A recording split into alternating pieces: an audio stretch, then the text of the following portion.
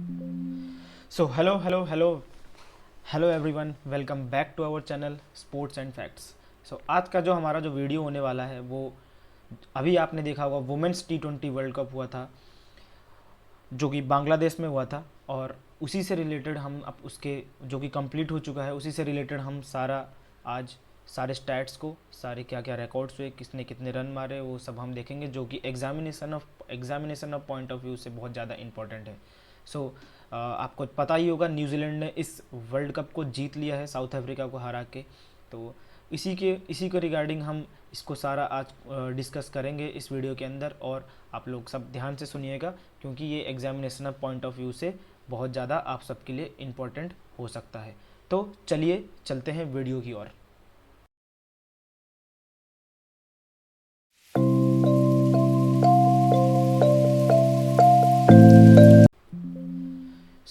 इसमें जो पहला हम जो देखेंगे कि ओपनिंग मैच हुआ था वो कहाँ पे हुआ था और किस किस के बीच में हुआ था, क्योंकि ये भी बहुत बार पूछ लेता है कि वुमेन्स वर्ल्ड कप जो T20 हुआ था उसमें ओपनिंग मैच किस किस का हुआ था और कहाँ पे हुआ था।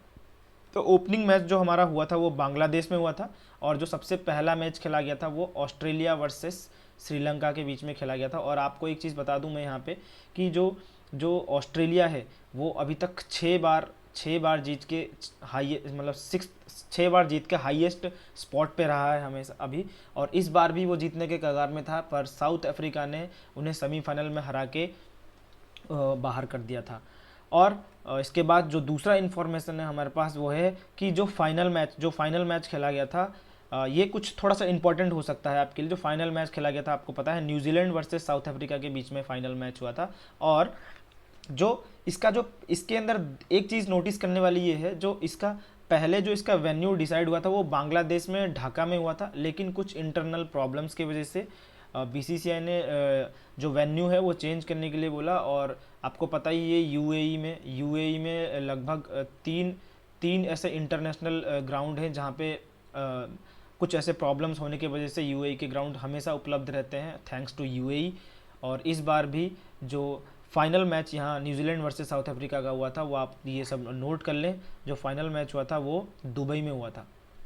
दुबई में फाइनल मैच हुआ था किसके बीच में, न्यूजीलैंड और साउथ अफ्रीका के बीच में। और जो इसका मैच होने वाला था वो ढाका में होने वाला था, जिसकी वेन्यू शिफ्ट करके दुबई में कर दिया गया था बाद में उसको।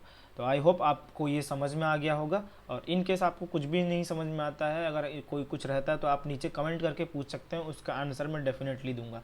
तो चलिए चलते हैं वीडियो में, आगे की ओर बढ़ते हैं। तो अब जो हम पहले नज़र डालने वाले हैं वो जितने भी प्लेयर्स के बैटिंग स्टैट्स में कि क्या परफॉर्मेंस रहा और कौन टॉप पे रहा, कौन किसका क्या था, हम सारा अभी इसमें इस वाले स्लाइड्स में जानेंगे कि क्या उनका परफॉर्मेंस था। तो सबसे पहले हम देखते हैं मोस्ट रन्स, सबसे ज़्यादा रन्स किसने बनाए थे। सबसे ज़्यादा रन्स बनाने वाले साउथ अफ्रीका की लॉरा वुलवार्ट है, उन्होंने 190 रन बनाए हैं टोटल। सबसे ज़्यादा रन हाईएस्ट रन्स में ये रही हैं। और हाईएस्ट स्कोर एक इनिंग में हाईएस्ट स्कोर किसने मारा था, तो वो है 74 बाय एने के बॉस ने सबसे हाईएस्ट स्कोर मारा था। और जो बेस्ट बैटिंग एवरेज था वो हमारे इंडिया की एकमात्र, आपको पता है, बहुत ही उम्दा प्लेयर है, हरमनप्रीत कौर, जिनका बैटिंग एवरेज 150 का था, 150.00 बैटिंग एवरेज था इनका। अब इसके बाद कुछ और नज़र डालते हैं बैटिंग स्ट्राइक रेट पे और बैटिंग स्ट्राइक रेट एक इनिंग्स में, ठीक है। तो बैटिंग स्ट्राइक रेट, ये जो है दोनों में डिफरेंस ये है कि आपको क्वेश्चन इस तरीके से पूछ सकता है कि बैटिंग स्ट्राइक रेट, अगर सिर्फ बैटिंग स्ट्राइक रेट पूछे, मतलब कि ओवरऑल जितने भी मैचेस खेले गए हैं उन सबका बैटिंग स्ट्राइक रेट सही है। जितने भी मैचेस खेले गए हैं उनमें सबसे ज़्यादा बैटिंग स्ट्राइक रेट किसका अच्छा था, तो ये हमारी इंडिया की है सजना सजीवन का बैटिंग स्ट्राइक रेट बहुत ज़्यादा था, जो कि 400 था। क्योंकि हालांकि इन्होंने 2 मैच खेले थे और 4 ही रन बनाए थे, ठीक है, तो इसीलिए 400 का स्ट्राइक रेट हो जाता है इनका। तो इस तरीके से वो बेस्ट बैटिंग स्ट्राइक रेट में आ गई हैं। और एक इनिंग में ये ज़्यादा इंपॉर्टेंट होता है, ठीक है, और जो अच्छा खेलता है उन्हीं का होता है ये। और बेस्ट बैटिंग स्ट्राइक रेट एक इनिंग में वो इंग्लैंड की डैमनी वैट होज, जो डैमनी वैट होज है इंग्लैंड की, उन्होंने 51 रन्स बनाए थे मात्र 26 बॉल में, और उनका स्ट्राइक रेट था 196.15।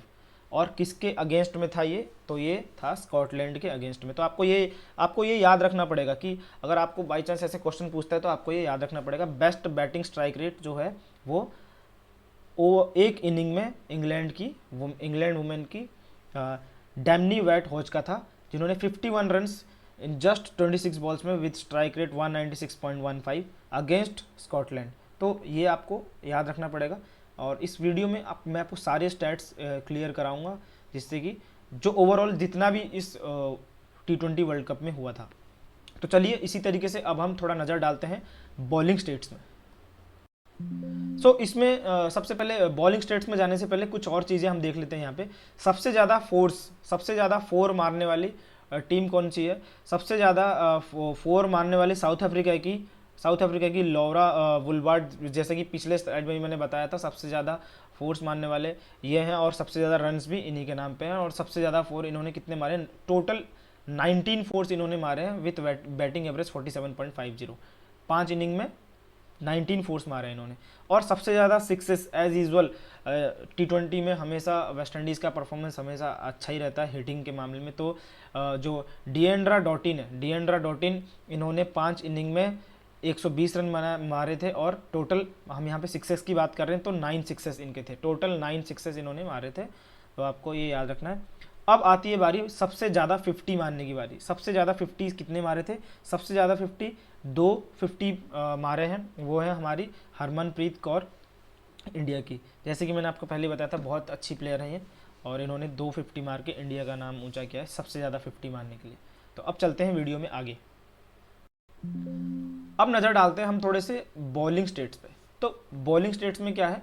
तो बॉलिंग स्टेट्स में सबसे ज़्यादा विकेट लेने वाली, कल के मैच में जो सबसे ज़्यादा अच्छा परफॉर्मेंस भी इन्हीं का था, मैली केर का सबसे ज़्यादा अच्छा परफॉर्मेंस था। और बॉलिंग स्टेट्स के देखा जाए तो टोटल इन्होंने 12 विकेट लिया है, और ये प्लेयर ऑफ द टूर्नामेंट भी बनी है मैली केर, ठीक है। और बेस्ट बॉलिंग फिगर एक इनिंग में 17 रन देके 4 विकेट लेने वाली करिश्मा रहमान वेस्ट इंडीज़ की, इनका रहा एक इनिंग की बात की जा रही है। और सबसे बेस्ट जो बॉलिंग एवरेज रहा है वो 4.33 स्कॉटलैंड की सस्किया हॉर्ले का। अब देखते हैं बेस्ट बॉलिंग स्ट्राइक रेट में सबसे जो स्कॉटलैंड का रहा है वही सस्किया हॉर्ले का, जिनका बेस्ट बॉलिंग एवरेज भी है, और बेस्ट इनका स्ट्राइक रेट था 4.00। वहीं बेस्ट बॉलिंग स्ट्राइक रेट एक इनिंग में वो भी इन्हीं का ही नाम है, जो कि 3 विकेट के साथ 4.00 का स्ट्राइक रेट। अब यहाँ पे जानने वाली ये जरूरी चीज़ रहती है कि किसके अपोजिशन में मारा था। तो ये थे बांग्लादेश के ओपोनेंट में मारा था इन्होंने, बांग्लादेश के ओपोनेंट के खिलाफ इनका ऐसा बॉलिंग स्ट्राइक रेट यहाँ पे था। तो अब चलते हैं आगे, देखते हैं और बेस्ट बॉलिंग इकोनॉमी में देखते हैं। बेस्ट बॉलिंग इकोनॉमी में ऑस्ट्रेलिया की Thalia McGrath, Big Bash women's league में भी इनका बहुत अच्छा परफॉर्मेंस रहता है बॉलिंग में। और देखिए इन्होंने 5 मैच खेल के 4 ओवर में 1 विकेट देके 4.0 का इकोनॉमी, मतलब बहुत ही अच्छा परफॉर्मेंस इनका। और बेस्ट बॉलिंग इकोनॉमी एक इनिंग में तो वेस्ट इंडीज़ की चिन्ले हेनरी का है, 4 ओवर में 1 विकेट लेके 2.50 का इकोनॉमी। और यहाँ पे जब भी इनिंग्स की बात आती है हमें ओपोनेंट याद करना रहता है, तो किसके अगेंस्ट में? स्कॉटलैंड। तो आप देख सकते हैं मोस्टली स्कॉटलैंड और बांग्लादेश के ओपोनेंट में ही सारे सबके रिकॉर्ड हासिल और आ रहे हैं। और आपको एक एग्जाम में ऐसा पूछा जाता है, और तो आपको अगर आंसर नहीं पता रहता तो आप उसमें एक तुक्का भिड़ा सकते हैं कि ऐसे स्कॉटलैंड या बांग्लादेश में ऐसे हो सकता है। तो और सबसे ज़्यादा मैडन ओवर, मतलब एक ओवर देके एक भी रन नहीं देना, तो सबसे ज़्यादा मैडन ओवर भी इनका ही रहा है, चिन्ले हेनरी का। 5 मैच में 14 ओवर और 79 रन्स देके, उनमें से जो यहाँ पे हम मैडन्स की बात करें तो 2 ओवर इन्होंने मैडन निकाले हैं। बहुत बड़ी बात है ये, 2 ओवर इन्होंने T20 जैसे मैच में मैडन निकाला है इन्होंने। तो अब देखते हैं हम सबसे ज़्यादा साउथ अफ्रीका की मैरिजाने कैप, ये भी बहुत नामी प्लेयर है मैरिजाने कैप। इन्होंने सबसे ज़्यादा डॉट बॉल्स निकाले हैं। कितने डॉट? 71 डॉट्स सबसे ज़्यादा डॉट बॉल निकालने वाली साउथ अफ्रीका की Marizanne Kapp. Largest victory largest victory यानी विकेट्स के मामले में लार्ज, ये यहाँ पे दो चीज़ आएगा, एक विकेट्स के मामले में, एक रन्स के मामले में। तो लार्जेस्ट विक्ट्री विकेट्स के मामले में साउथ अफ्रीका ने वेस्ट इंडीज़ के अगेंस्ट में 10 विकेट से वो मैच जीता था, 118 का जिसमें टारगेट था। तो विकेट्स के मामले में लार्जेस्ट विक्ट्री किसके पास है? साउथ अफ्रीका के पास। और largest victory in case of runs तो वो थी इंडिया के पास, जो कि मार्जिन कितना था? 82 रन्स, जिसमें 172 का टारगेट था, बहुत बड़ा टारगेट था ये। श्रीलंका के अगेंस्ट में जीता था। 82 रन से इंडिया ने ये मैच जीता था। तो ये largest victory in regarding with runs, in case of runs largest victory is by the Indian women team. अब जैसे कि मैंने वहाँ पे बताया था कि प्लेयर ऑफ द टूर्नामेंट, तो ये आराम को इसलिए मैंने ये लिया है कि आपको कभी कभी स्पॉन्सर भी पूछ सकता है कि कौन सा वो स्पॉन्सर था।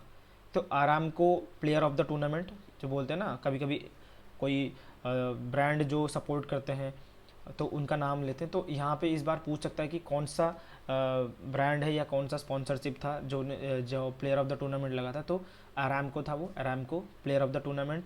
तो कौन बनी थी? मेलिकर। मैंने आपको वहाँ पे भी पिछले स्लाइड्स में भी बताया था। तो इनका थोड़ा कुछ स्टैट्स देख लेते हैं हम। इनको प्लेयर ऑफ द टूर्नामेंट मिला क्योंकि 15 विकेट्स, वो जो मैंने वहाँ पे जो मैंने बताया था कि 12 विकेट्स, तो यहाँ पे देखो इन्होंने फाइनल मैच में 3 विकेट और ले लिए थे, इसलिए इनका 15 विकेट्स हो गया था। और 135 रन देके 4 कैच लिए थे उन्होंने 6 मैच में। ठीक है, इन्होंने फाइनल खेला था इसलिए ये 6 मैच था। तो ये इनका ओवरऑल स्टैट्स है। मेरे को लगता है कि ये स्टैट्स इंपॉर्टेंट हो सकता है क्योंकि प्लेयर ऑफ द टूर्नामेंट बनी थी। तो आपको ये चीज़ याद रखना है, टोटल मेन ये चीज़ याद रखना है 15 विकेट लिए थे 6 मैच में। और मेन आपको इसमें यही याद रखना है कि कितने विकेट लिए थे, 15 विकेट लिए थे इन्होंने। ठीक है, तो ये था हमारा ओवरऑल आज का वुमेंस T20 वर्ल्ड कप में क्या स्टैट्स थे। और हमने देखा सारे रिकॉर्ड्स को, जो कि एग्जामिनेशन पॉइंट ऑफ व्यू से बहुत ज़्यादा इंपॉर्टेंट हो गए। तो आपको आई होप ये वीडियो अच्छा लगा होगा। इसमें मैंने सारी चीज़ें जितनी मिली थी सारी चीज़ें मैंने कवर करने की कोशिश की।